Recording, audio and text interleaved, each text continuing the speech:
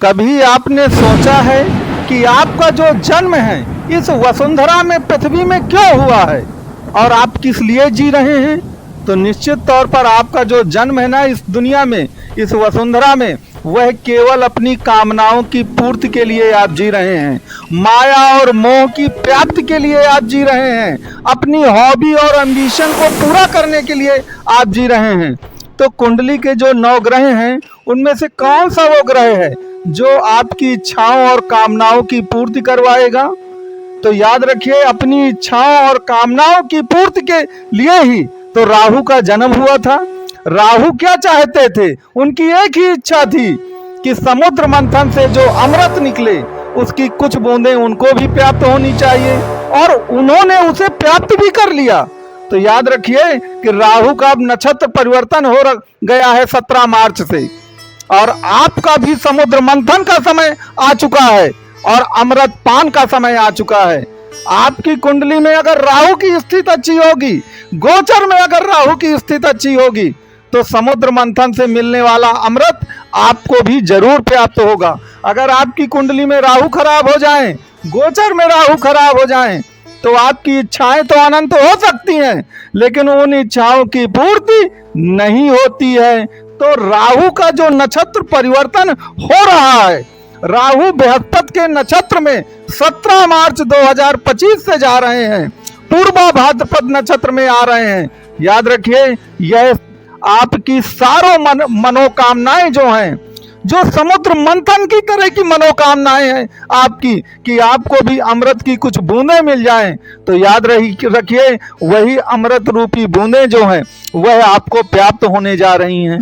क्योंकि राहु देव जो हैं वह अब आपको अमृत पान कराने के लिए तैयार बैठे हैं। जब राहु खराब हो जाते हैं ना, अभी तक राहु क्या था, शनि के नक्षत्रों में थे, तो वैसे भी शनि पापक ग्रह, राहु पापक ग्रह, और राहु जो है वो शनि के नक्षत्र में थे, तो क्या होता था, आपका जीवन बड़ा दुखमय कष्टमय ढंग से जी रहे थे।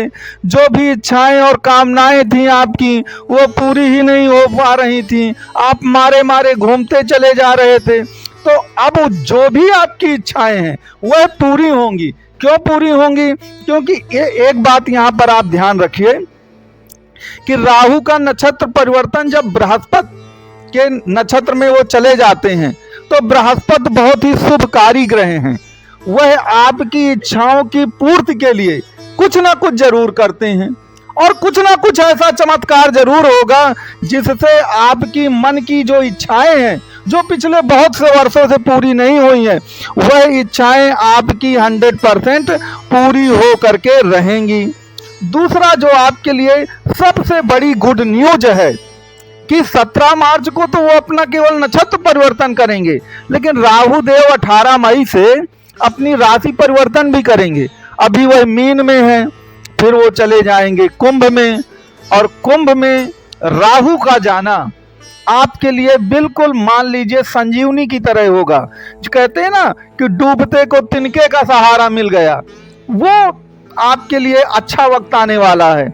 और वो कैसे होगा कि देखिए, राहु की अपनी कोई राशियां तो है नहीं, राहु के नक्षत्र हैं, तो राहु के 3 नक्षत्र हैं, स्वाति, आद्रा और शतभिषा। तो जो कुंभ राशि में जब वो जाएंगे, तो जो कुंभ राशि है वह शतभिषा नक्षत्र से मिलकर ही बनती है। और शतभिषा का तो मतलब ही आप जानते हैं, शत माने 100 होता है।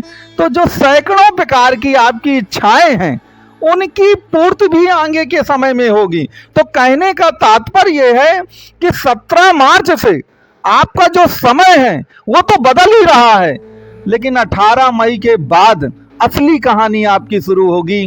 और जितने दुख आपने भोगे हैं, याद रखिए उन सब का हिसाब ब्याज सहित आपके लिए चुकता होगा। तो आपको बिल्कुल निराश नहीं होना है। पहली तो एक बात ये आपको समझ लेना है। दूसरा एक चीज और याद रखिएगा कि राहु ग्रह ऐसे हैं कि उनका कहना है, देखिए राहु ने कितना बड़ा जोखिम लिया था। अमृत पान जब उनको करना था, उनको खूब मालूम था कि देवता अगर जान जाएंगे ना तो उनका गर्दन कट हो जाएगा पूरा, लेकिन फिर भी उन्होंने रिस्क लिया ना, जोखिम उठाया उन्होंने अपने लक्ष्य की प्राप्ति के लिए। तो राहु के लिए 2 सूत्र हमेशा याद रखिएगा। राहु बहुत ही सीक्रेट ग्रह हैं, प्लैनेट हैं, और याद रखिए जोखिम लेने की क्षमता रखते हैं। आप जोखिम तभी ले सकते हैं जब आपकी प्लानिंग बहुत सीक्रेट होगी।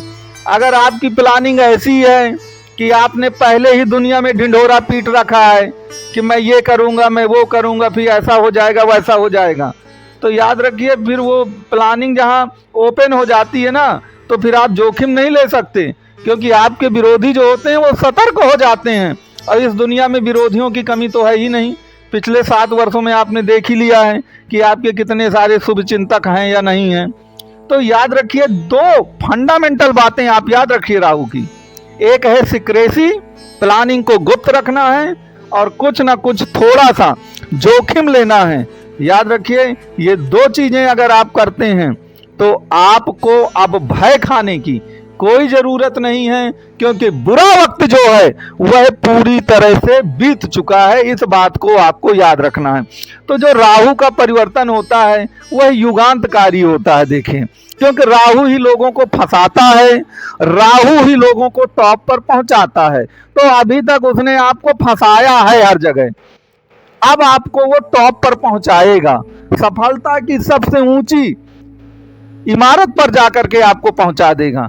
तो आपको इस बात को याद रखना है। अब यहां पर एक बात और याद रखिएगा कि आप अपनी मूल जो जन्म कुंडली है, जो आपका जन्मांग होता है, उसमें भी थोड़ा देखिए कि राहु बैठा कहाँ है। जब मैंने 2 बातें आपको बताई ना कि सिक्रेसी रखनी है, थोड़ा जोखिम लेना है, तो इसमें देखिए कि राहु कुंडली में बैठा कहाँ है। अगर मान लीजिए राहु आपके 4th भाव पर बैठा है, तो 4th भाव क्या है, भूमि भवन वाहन का है।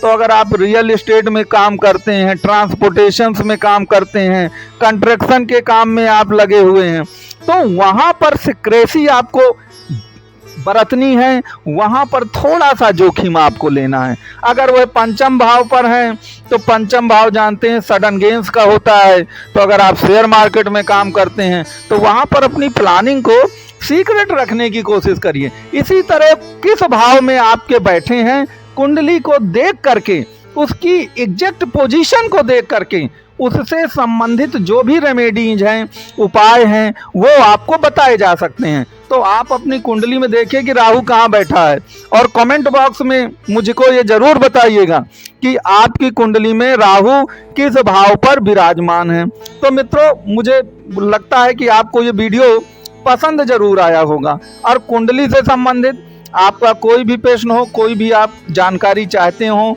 कुंडली का कंसल्ट करना चाहते हो, तो आपको ये नंबर जो है प्रदान किए गए हैं।